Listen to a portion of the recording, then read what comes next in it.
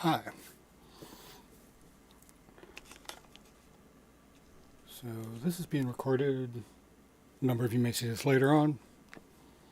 Go wait a few minutes for some people to show up. Then we'll get into the shit. Hopefully people will show up. Could just be you and me. Who knows? In the meantime, here we are at the beginning of the new year, sort of, a few days in. And there's a whole lot of shit happening. Donna's first book tour is coming up, so that's cool. I see people are starting to show up, so that's good. Say hi, let me know what's going on. Right, so Donna's first book tour is coming up. And my graphic novel, Ridden Tooth and Claw, will be out in the nearest future. Well, at some point this year anyway. And what else? Going to be just there's so much shit going on that it's really difficult to keep track of, but it's all pretty fucking cool. So I'm gonna try and get this all to make sense to people. For those of you who are just joining or haven't seen this before, this is I hesitate to call it my recording studio because the majority of what I do that goes out into the world is generally written on my laptop on the couch, and then I come in here and I do the vocals and anything else that needs to happen. So this really just exists specifically for these live broadcasts I do, and to record the output of that. So this whole thing happened because I paint, and when I am doing that, it's very much it's one of the very few places that I'm completely comfortable and happy, and apologize for the noise. I'm not sure what there's a lot of interference around right now. I don't know why. Anyway, it's one of the only places I'm really like there in the moment. You know, shockingly, I've got really bad ADD, and even though I'm medicated for it, there's still an awful lot going on in the head all the time. And when I'm painting or biting or dancing or doing this kind of thing, it allows me to focus in. And when I write music, it's very much picking notes out in piano rolls. I've been playing guitar for 20 years, but would never say I'm an exceptional guitarist in any stretch of the imagination. I'm a good performer, and I can play our songs really well, but I am not a jam guy. I can't play a piano, but I can program the shit out of one. I'm really good with tools, is basically what I'm saying. It's like I'm really good at learning how to use other things to compensate in order to get what I want to get done. So I wanted to create an environment that working on music was like working on art. I wanted to have that sense of back and forth with the thing, with the numinous that you're working with. And, so for some people they can just sit down and fiddle around, and that works for them. That's not my language. I don't think that way. I think in noise and in atmosphere. And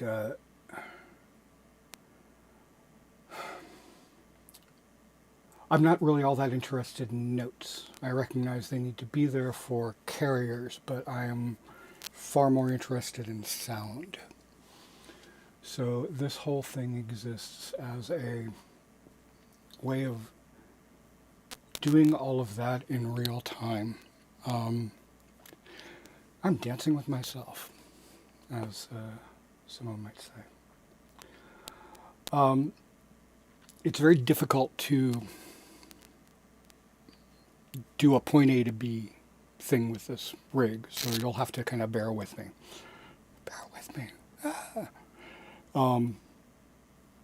And so I'm going to do the best I can to kind of explain the routing, but if you have questions, let me know and I'll demonstrate as we kind of go through it.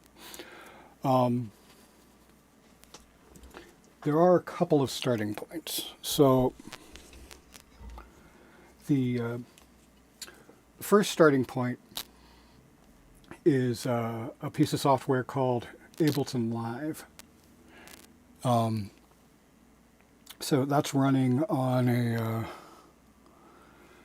desktop machine, and it's handling. This whole thing is sample based. Well, not the whole thing, but a lot of it is sample based because that's what I'm finding really interesting right now, and have for the past number of years, is taking things that already exist and fucking them up real bad until there's something cool. So, let me close that up. Just to give you an idea, we're up to 74 tracks, all of which are running simultaneously. Like that. The majority of them are loops of some sort or another. There's a few drum machines that are in there, and like a piano and a couple other bits and pieces. So that's the kind of the brain for it. The other brain is, when it comes to music anyway, is this thing called an NDLR, made by Conductive Labs, and is a really smart arpeggiator sequencer thing. So what I can do is I can dial in the key, or change any of that stuff, and it spits out 4 different. So like F sharp, whatever. I like D. I'm a big fan of D. Big fan of the D. Hey. It spits out 4 different MIDI sequences at a time. 2 what they call motifs, which are basically sort of lead lines, and then 1 drone, which can be, it's basically just a big power chord, and then a power chord, so like a rhythm line. All of that. So Ableton controls all the timing, everything. All of this is all synced up through a couple of different means. It either uses what's called MIDI timecode, which is ones and zeros that travel down cables between everything and says this is the speed these things are going at, or it uses a new protocol which came out a few years ago called Ableton Link, which is a wireless protocol created by Ableton, obviously, but everybody's kind of adopted it. So if it's digital, in the digital realm, like if you have 2 laptops and you and your buddy are jamming live and you're running Ableton Link, that way you can keep everything in sync. Or all these iPads are, well, not those guys, but all these iPads here and those guys down there. And actually, when I'm recording the laptop over there, they're all syncing via Ableton Link. The cool thing about that is that when I then go back in to edit the recordings of this, it all sits really nicely on the grid, so I can literally go in and chop out a bar and then move the 2 sections together, and the drums are still perfect. So that's very convenient. I can also change the tempo on the fly, and everything will all change all at once. So that's also very cool. So Ableton is spitting out the timecode. Timecode goes up through USB to the noodler, which, and we're still in the digital realm, data realm, goes from the noodler back into the machine running Ableton, and then it goes wherever I want it to go. I have it routed So it goes through all of the synthesizers here, and then anything else that I'm going to be doing note data with that isn't a sample. So like these are my control. This is all the control surfaces for what I do. This is, I promise all of this will wrap itself and make sense in a second.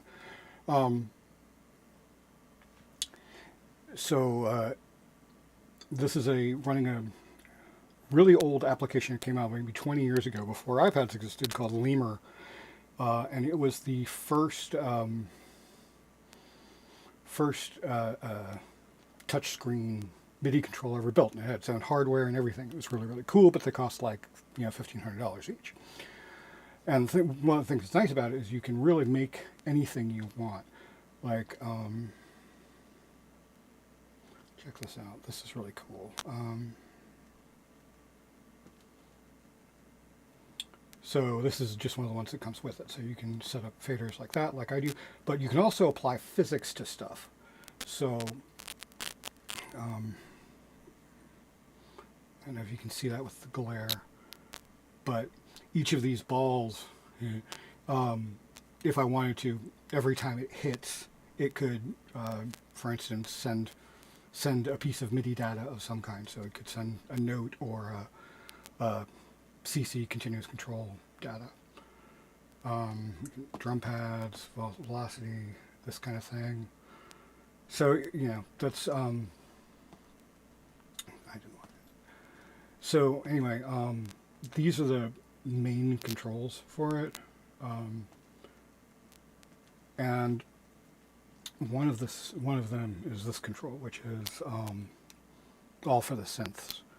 So, I mean, all the synths go into the patch bays, back out of the patch bays into these two sub-mixers, and they end up in channels down here on the MX1, which we'll talk about a lot in a few minutes. In theory, I could do all of my volume control down here, but the synthesizer right here, so I usually just do it on that. So I've got to turn these guys down. That's down. That's down. That's down. And you are down. Okay, so Ableton's running.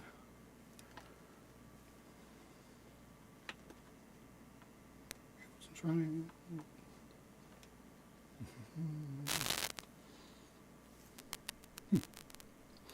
This is the other fun part with the whole thing, is that sometimes shit just gets weird. And I don't know why.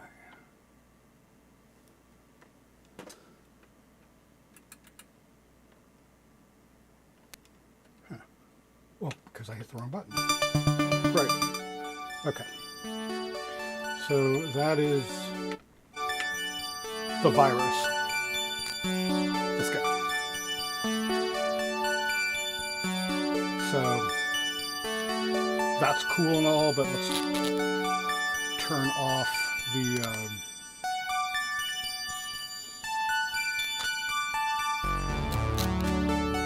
drop it down, change this.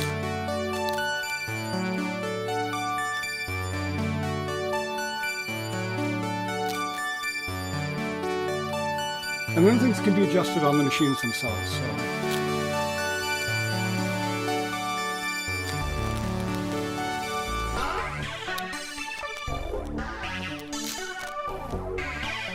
So now I'll try and talk a little bit over here. So now we'll bring in this Korg.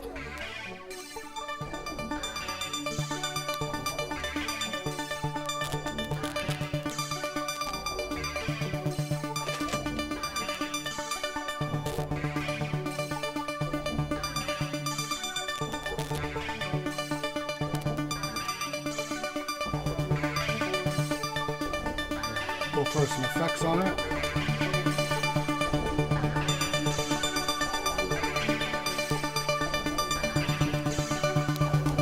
Then we start fucking with the noodler.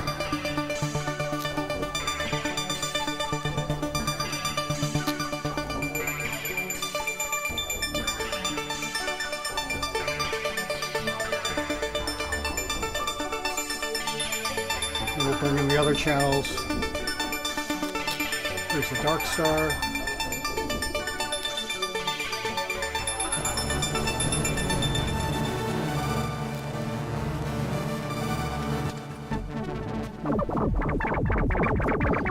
Mofo.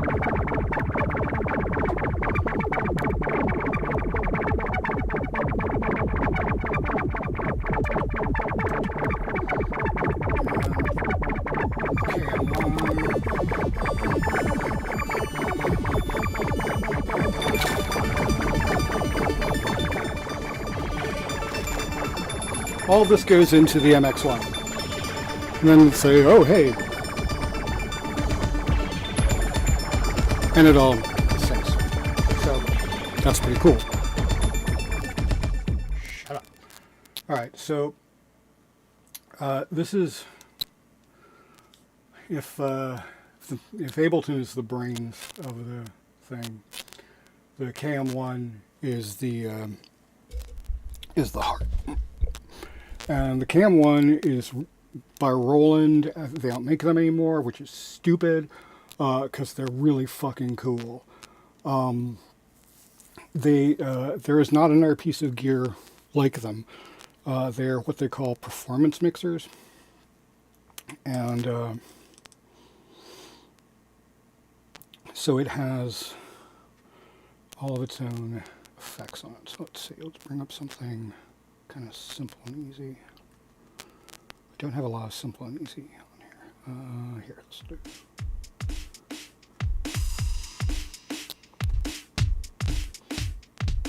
All right, cool, drum loop, great, awesome. So then we got EQing, so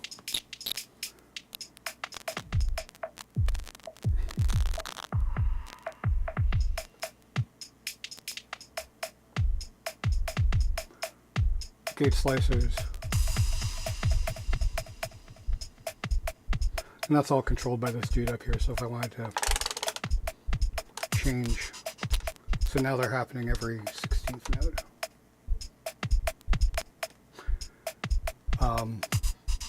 And then there are the onboard effects. So now our delays.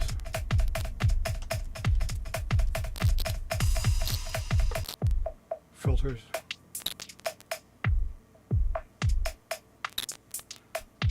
Flanger. Bit crusher, which is kind of like a distortion sort of thing.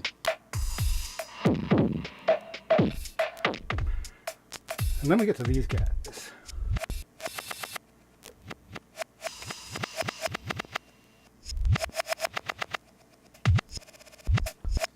It's called a scatter. They make a hardware version of this that I want to get, but it's a standalone thing. It's like 300 fucking bucks. It's called a scooper. And a roll.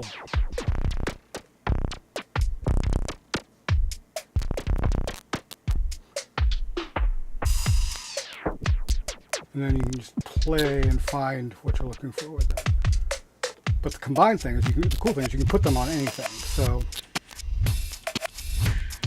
this is all running drums, snares, and hats.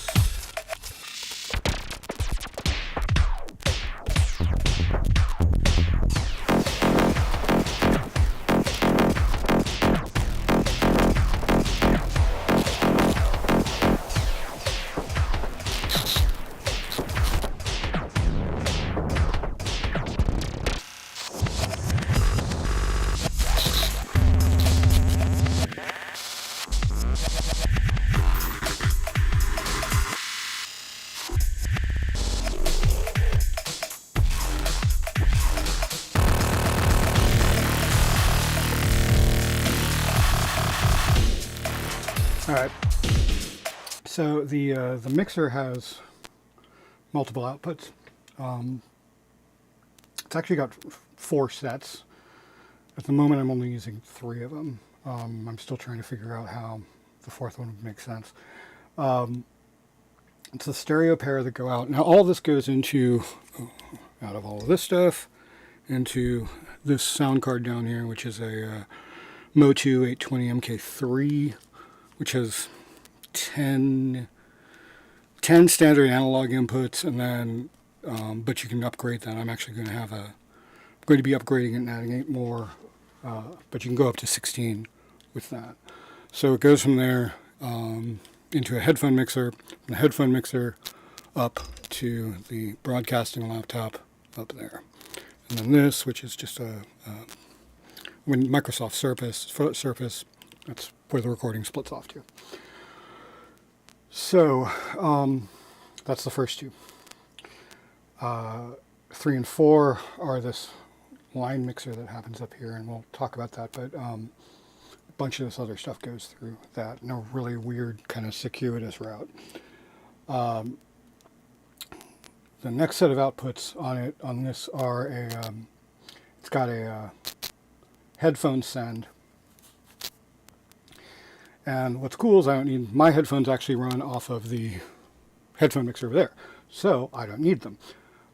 So what that does is that frees that output up, and right, you don't hear anything right now, but if I turn select on for these loops, you still don't hear anything, but it's going through. So it goes out of here, hits a splitter up there, and then splits out to one set goes to this chaos pad here, which is kind of the main looping pad that I use. That goes from here into this EF303, which also does time-based effects.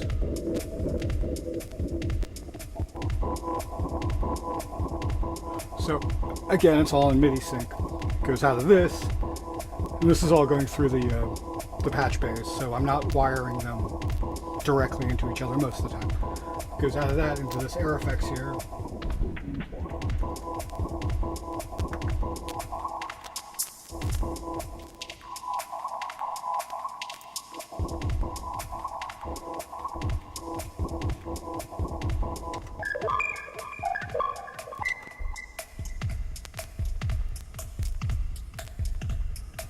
And you can even, and then from there it goes to the lexicon, which is just adding extra delay and stuff on it.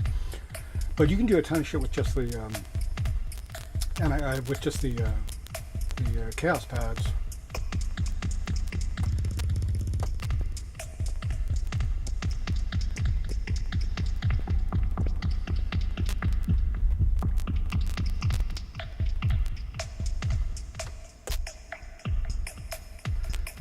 And I'm sticking with these sounds because they're really simple and easy. I'll show you where it gets really chaotic in a second.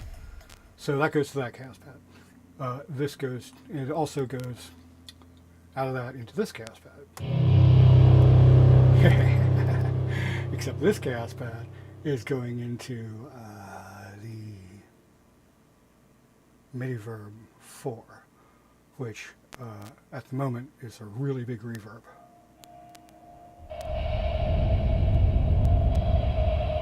See.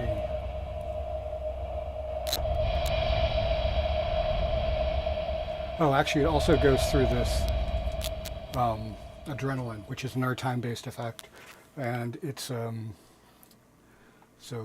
I do a lot of just kind of pick an effect and see what happens when you do it.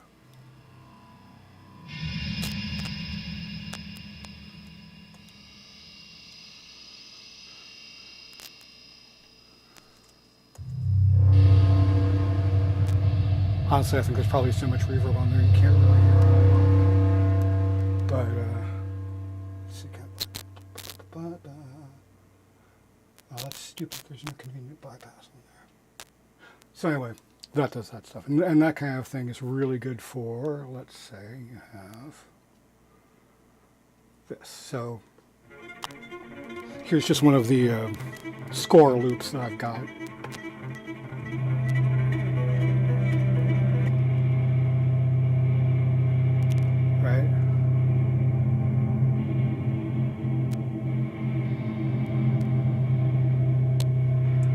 Play around with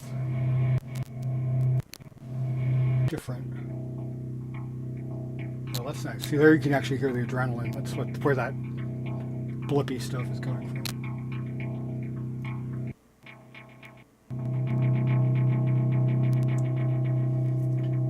And I can just grab it randomly because I will often just like kind of go, oh, well, what's going through it now? All right, so that's nice. Now there's still bass going through, so we're gonna hit select on that, and then we're gonna loop whatever comes out of it.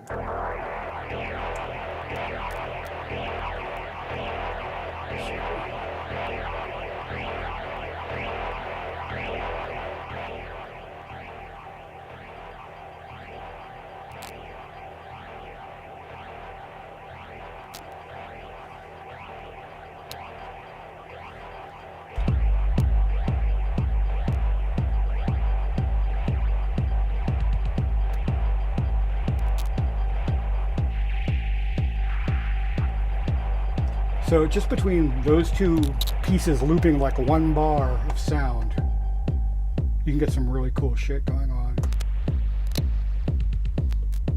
And that's before we even get to some of the more complex stuff. So, that's kind of all this hardware. Also got this cool little air synth thing I don't do much with, but it makes cool construction noises.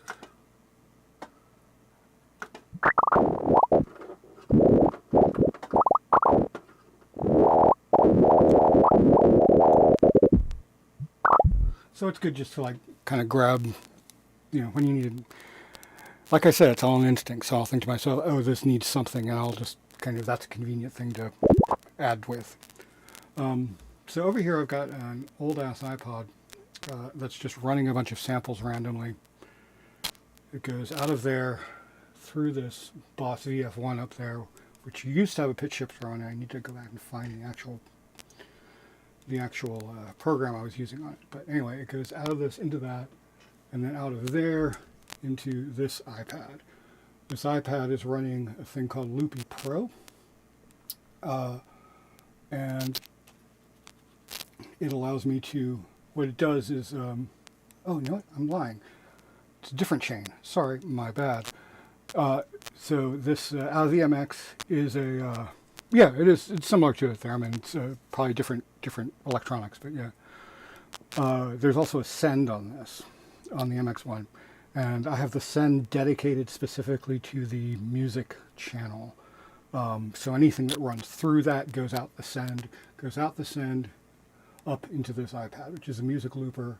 Goes back from that, and you'll notice all these yellow things on it. That has the routing written out, so I don't forget, because it's stupid.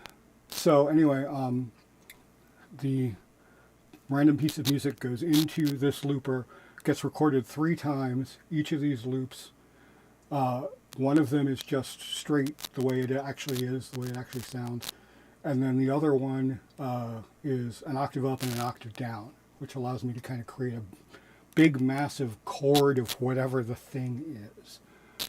And then I have it triggered by this little keyboard here. So right now what's playing on it is, so this is without, I think this is without any augmentation. This is an octave up, and then this is an octave down.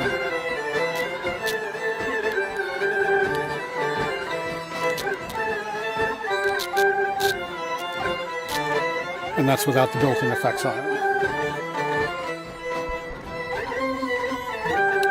So, stopping it.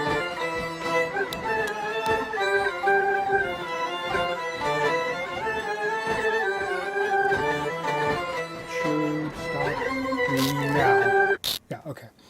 And I'm going to just record whatever is going through that music channel at the moment. So we can see something's going on to it, because you can see the, hopefully, you can see the little waveform appearing inside the little loops. So we'll turn those down so it'll be nice and surprising. Oh, it'll be interesting, whatever it is. All right.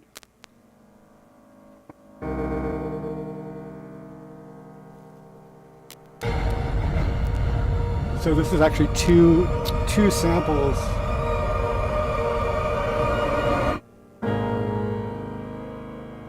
So for the first 4 bars of it, or four beats of it, it's one sample, and then the second one kicks in.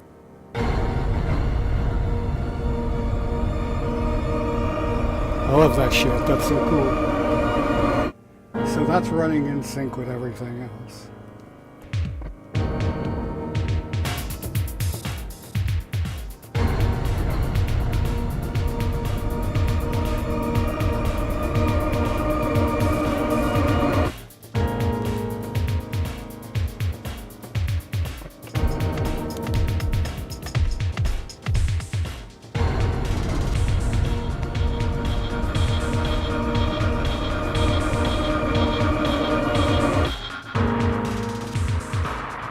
Throw delay on some of this shit.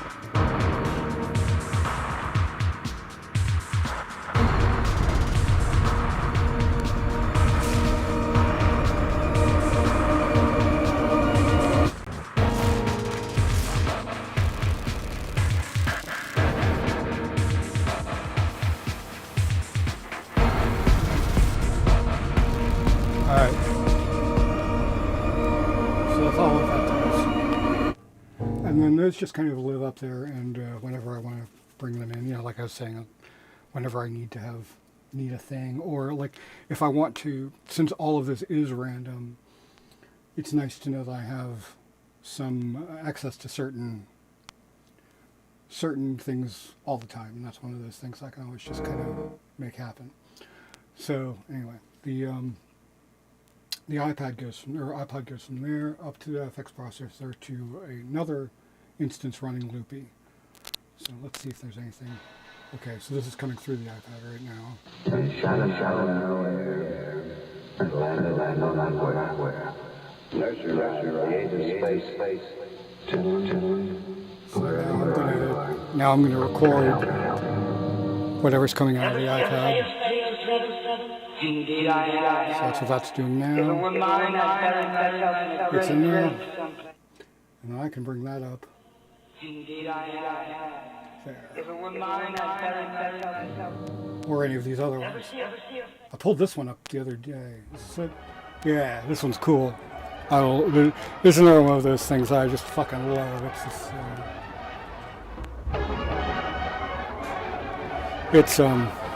I think it's just from part of a Twilight Zone episode that's been stretched to the end of the world and back. It just must be dropped.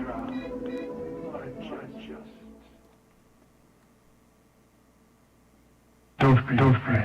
But don't vampires. Right. Okay, so many of you may have heard of modular synthesis. I don't have any. Or rather, I don't have anything really involved as far as like a modular setup goes.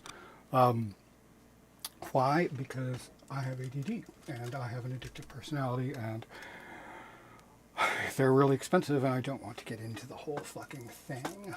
Also, because while modulars are very good at making sound, which is cool, they're not very good for, as near as I can tell, it seems very difficult to actually write music with them. And while that's not my thing all the time, it is something I want to be able to have access to. So instead, I've got these dudes. These two guys are made by a company called Bastille Instruments. Shut up. And they are little micro modulars.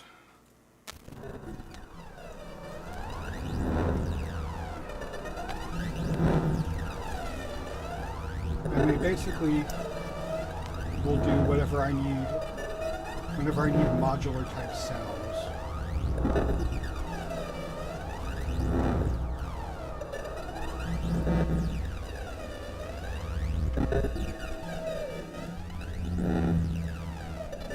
If I want to, I can like actually go in and even repatch everything. And if needed, I don't do it very often. And then there's this other thing. This guy. It's just called a game cap.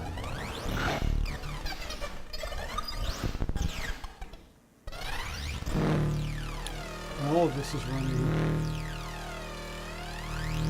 through this MIDI board 4.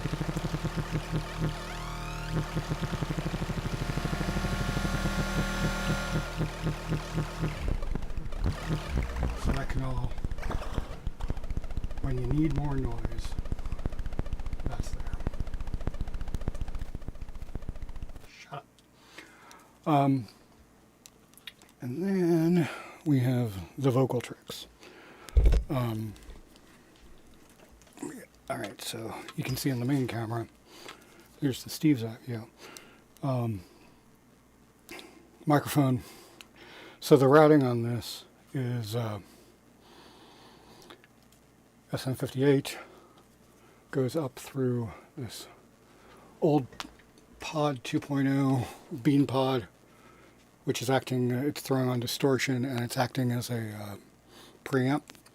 The Bean Pod has a stereo out, so the main channel, or one of the channels, is going from there over to this TC Electronic Fireworks, which has a, it's currently running a pitch shift and delay, so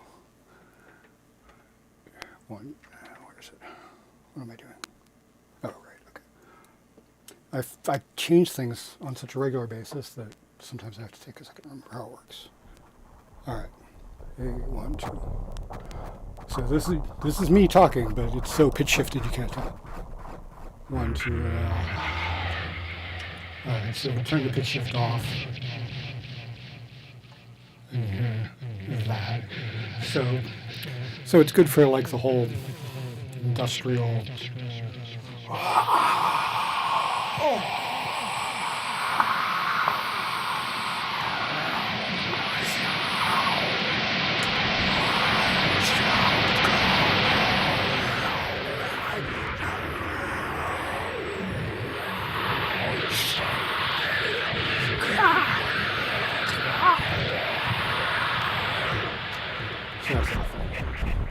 That's that thing. And you know, I don't want to like give away the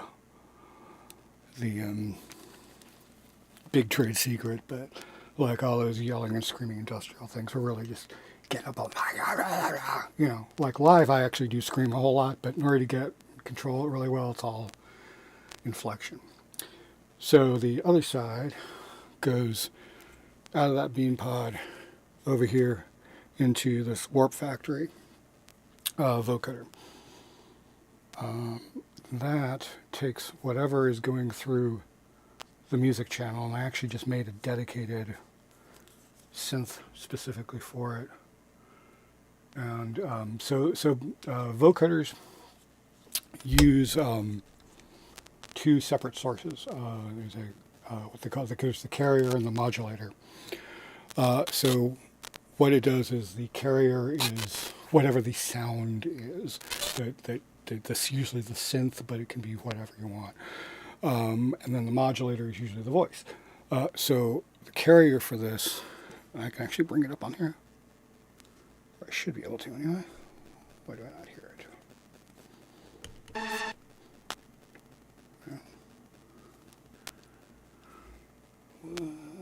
See, once again, always adventure. I was fucking around with stuff last night, so it might not be showing up for some reason. Probably helps if I bring the volume up. Asshole. There we go. There's the buzz. Alright, so that's the, talking in the wrong mic. That's the carrier for the vocoder, and I just switched it over so you can hear it. So we'll make that go away. And now, when I talk like this, it's picked up by the vocoder and becomes our trusty Cylon thing. But it can be anything, right? So, like 1, 2, plus. Yeah, so that's a whole thing, and it doesn't modulate as well. But here's a good one. This is like a really complex bass sound that I'm learning. So yeah, that's cool.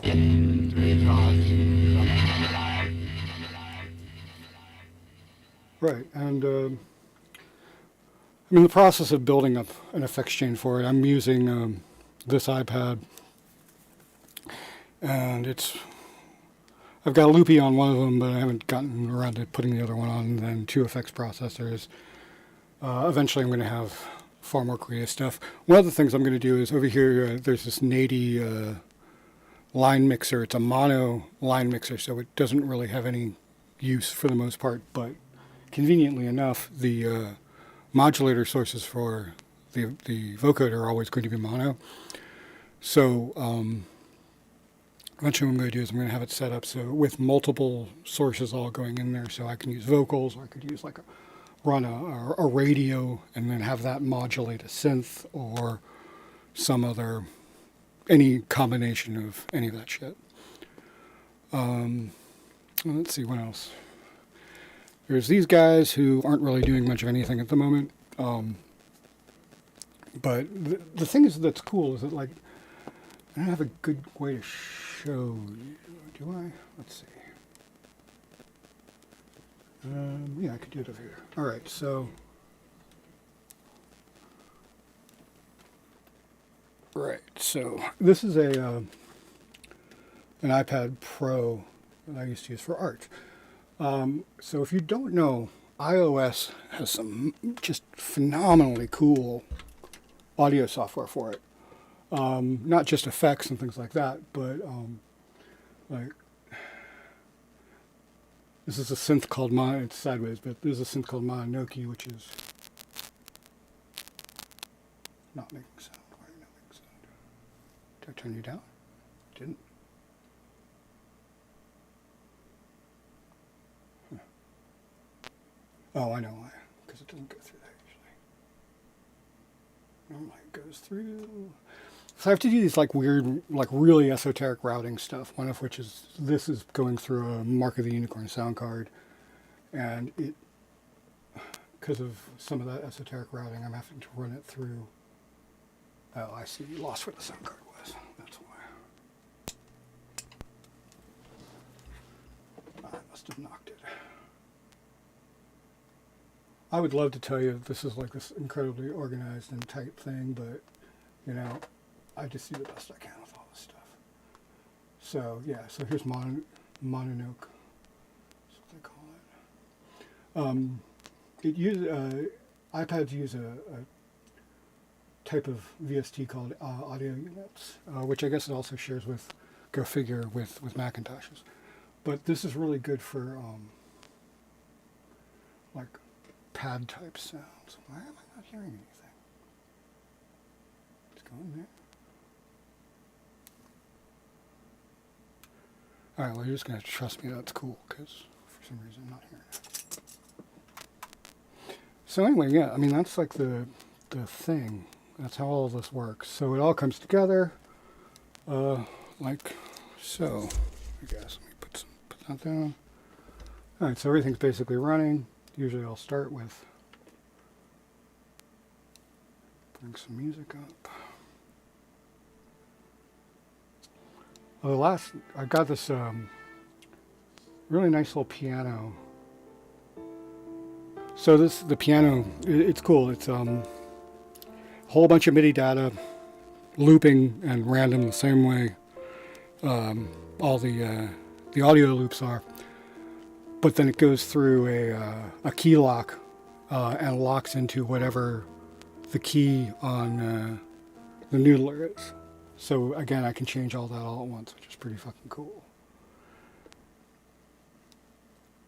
Yeah. So these are always, you know, so start with something nice and sparse.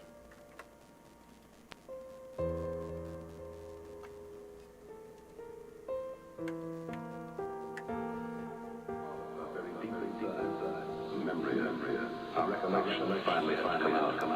And when it performed herself as a child, And let's bring in a pad of some kind. And the Korg is good for that.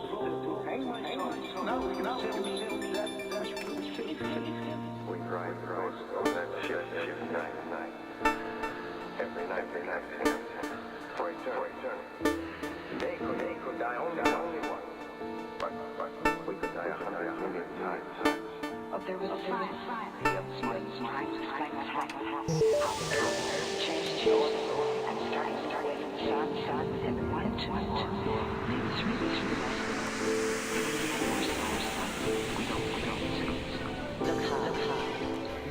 One thing I don't have is a bass that's locked into the same key as everything else, and one of these days I'll get around to fixing it. But the cool thing is when you use something really like complex, it doesn't matter. Like it's so low and so weird you can't really hear it. So I can bring that bass in and it more or less sounds fine. And then if I get rid of whatever things that are making notes, bass is just fine by itself. And then we can bring in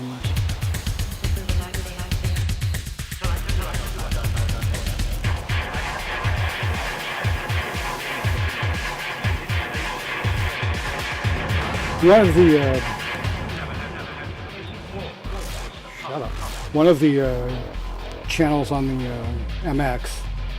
I should actually tell you about this stuff. So the MX has 24 channels, I think, something like that. It has stereo pairs. This one's not being used. These are two stereo sets. Those are the two submixes of the synths. And then we have bass, score samples, noise, loops, snares and hats, and kick. So everything's pretty self-explanatory. The noise channel is where all the good stuff is, though. So there's all kinds of different little variations over here on the iPad that are all running. So this is just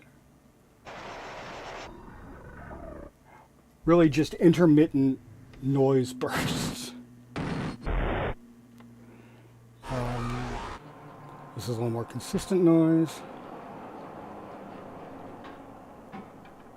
Like just machine sounds. I love this shit. Then we have like rhythmic sort of stuff. Stuff that like, it's rhythmic but it's not necessarily a bass.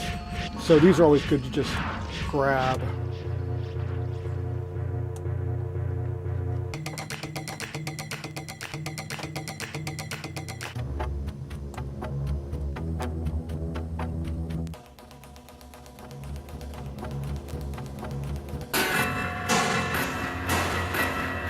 Like that, it's just running off the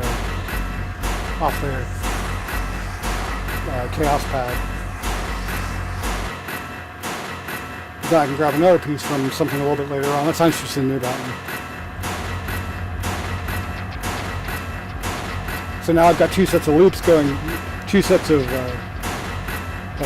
loops within the chaos pads, but the actual the actual noise loop is going through it. So you can get some really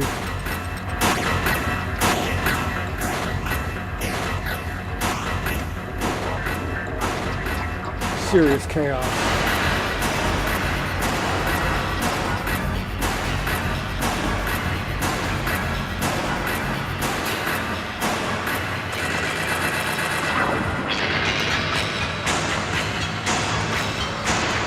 Throw some drums on top, drum loops.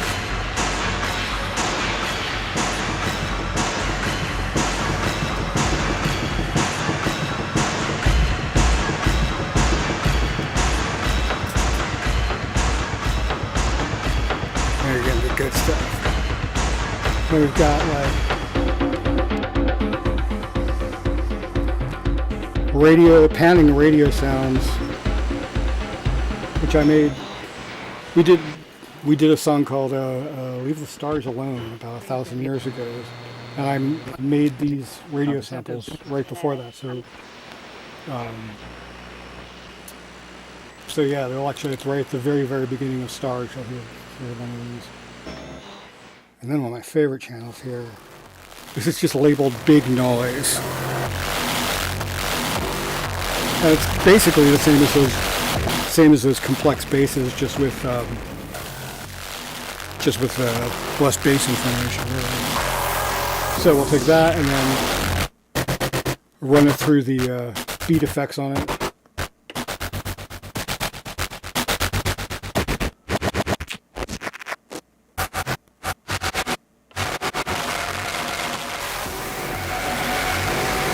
change the EQ.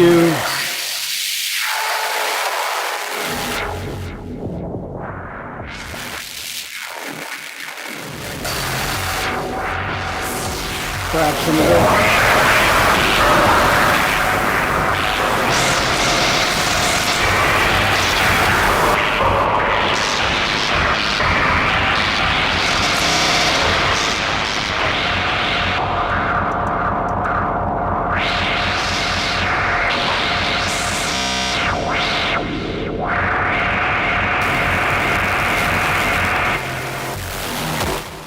And there's other stuff I've written down. I can't read what it is, so we'll see what it is. Well, that doesn't appear to be much of anything. Oh, wait, that's not an instrument channel. Right. So this is a bunch of like kind of Middle Eastern type things. Well, that's not, but...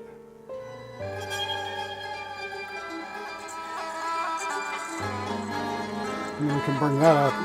Oh, there's a whole section of stuff I missed. So, a bunch of tracked vocals.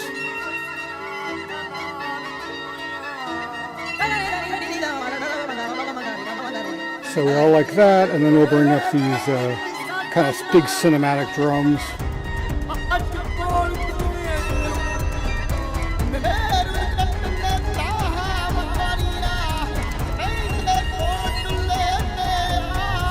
Another trick is if I bring in like kind of intermittent bass that goes in and out so fast you can't really tell it's not in key and it still works.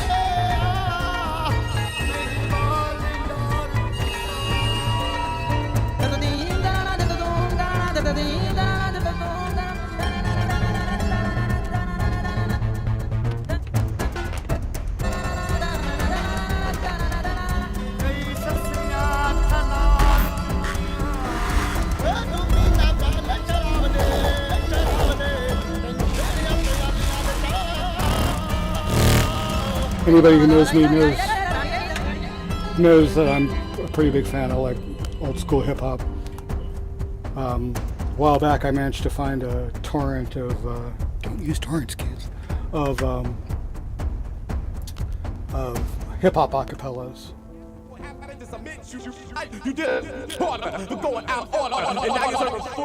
So I throw them into Ableton, randomly quantizes them, and it puts gate slices on them.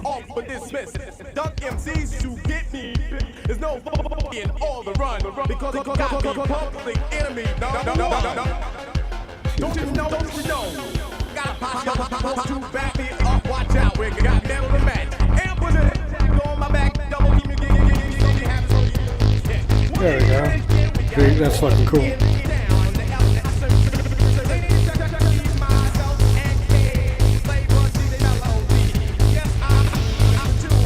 Guitar loops running all the time.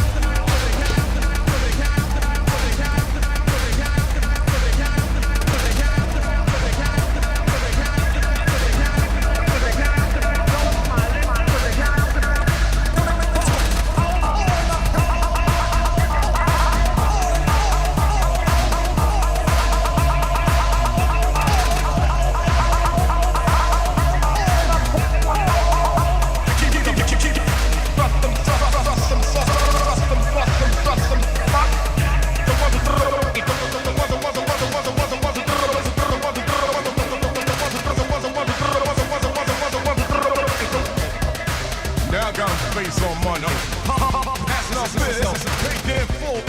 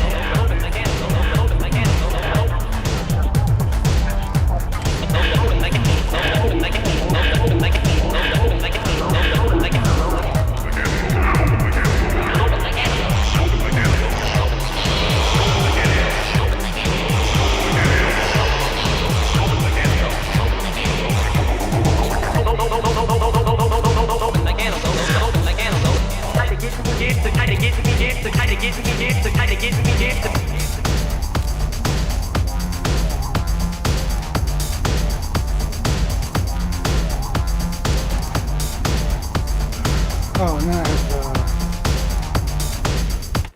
this, which I like a lot too.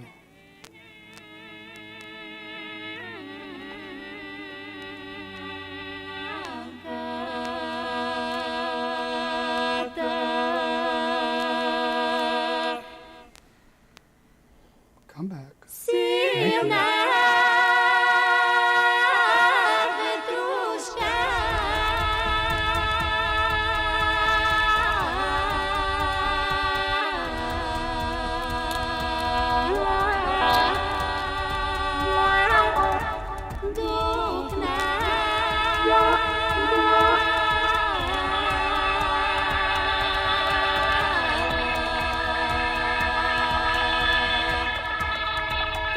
That's cool. It's almost got like sounds a bit like a curve song. It's pretty cool. So yeah, so that's basically how this whole thing works. People always ask me if like it's expensive as far as the power goes, and I had a kilowatt on it for a while, and it was coming out to like $10 a month, something like that. So it's not even. I mean, the biggest part, or the biggest drain on a lot of this would have been like CRTs, and everything's a flat screen or LCD, LED through the iPads, that kind of thing. Everything else doesn't really pull a whole hell of a lot. I mean, all of this is running on the same circuit. It's going fine. So, yeah. So unfortunately, if you're watching this on something other than my personal page, and you say something, I can't see it. I've got my little phone monitoring that page, but so I don't have any. If you're asking questions over there, I can't see them. I'm sorry. Hopefully this gave you some idea of how it all works. I had a friend come by one time, and he was looking at it, and he was like, "I love this setup because." I know this makes music, but there's not one single thing that actually resembles an instrument, which is kind of fun. Anyway, yeah, so that's it. Hopefully I will be getting back to doing more streaming of like art things and lessons and that sort of thing in the near future. If you found this at all useful, please consider tossing some money at your bitcher That wasn't all that funny, was it? Like art and music is literally all we do, and writing, and like we don't have day jobs, so we just try and eke out a living doing all of this, and anything that people can throw our way always helps, particularly with all the stuff we've got coming out this year. So, and that's in the address is up on the title there. So, thanks for joining me. If you have any questions, feel free to comment on this post, and you can comment on the posts on the other pages. I'll probably see those. I'll go back through and take a look. So, all right, take care of yourselves, and thanks for giving a shit, because without you guys, we've got